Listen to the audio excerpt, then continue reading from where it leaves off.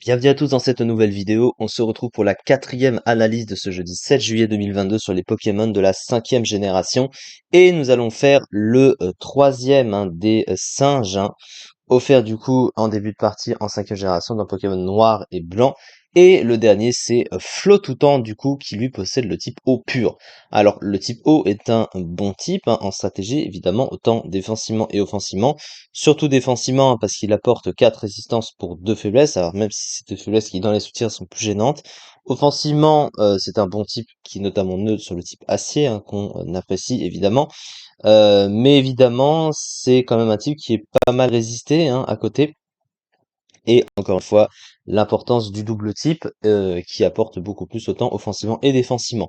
Ces deux talents, ils possèdent gloutonnerie, les trois possèdent gloutonnerie, qui du coup lui permet de consommer sa baie s'il tombe à la moitié de sa barre de vie, mais ça ne fonctionne que sur des sets de baies, auquel cas c'est inutile et c'est presque rarement utilisé.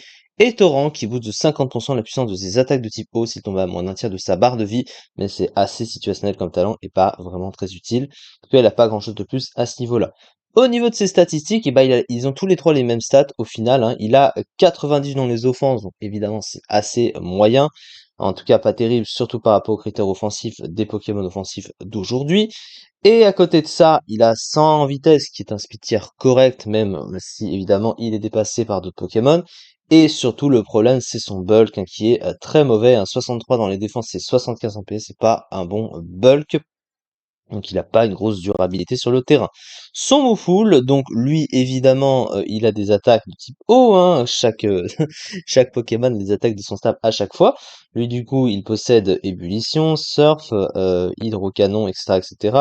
Et puis des attaques offensives à côté, point glace, laser glace, etc. Voilà, Exploforce, Nœud Herbe, des tricanons, voilà, il a plein de choses. Au niveau du soutien, il possède la même chose globalement que ses camarades, avec Machination, notamment pour ce setup. Il a Provoque aussi. Il a pas un pool de soutien très très large, mais voilà, il a quand même le setup et avec les options offensives qu'il possède.